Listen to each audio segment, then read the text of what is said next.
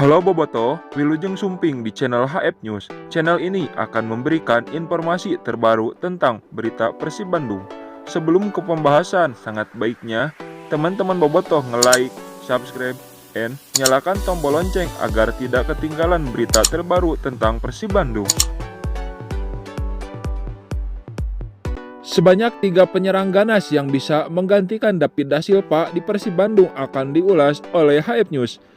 Media pekan lalu, Bojan Hodak mengatakan bakal meminta manajemen Persib Bandung untuk mendatangkan 2 pemain hingga 3 pemain anyar di bursa transfer paruh musim Liga 1.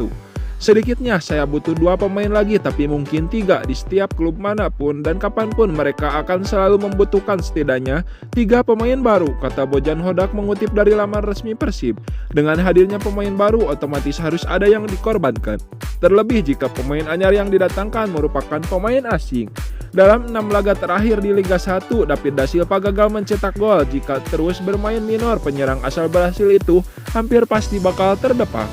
Yang pertama ada nama Romel Morales. Bojan Hodak bisa membawa mantan penyerang di Kuala Lumpur City FC, Romel Morales. Penyerang asal Kolombia ini tampil ganas bersama Kuala Lumpur City musim ini dengan koleksi 8 gol dari 17 pertandingan di Liga Super Malaysia.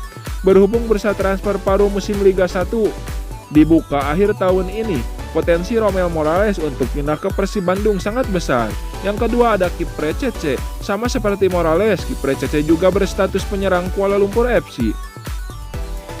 Penyerang Pantai Gading berusia 35 tahun ini juga tampil lumayan di Liga Super. Dari 19 pertandingan ia mengemas 6 gol dan 4 assist. Yang ketiga ada nama Iron Del Valle. Di posisi puncak ada bomber Selangor FC asal Kolombia, Iron Del Valle. Ketajaman penyerang 34 tahun ini berpotensi menarik hati Bojan Hodak bersama Selangor. Ia mencetak 17 gol dari 21 pertandingan. Koleksi 17 gol membuat Iron untuk sementara duduk sebagai top skor Liga Super Malaysia bersanding dengan Fernando, pemain Johor Darul Takjim.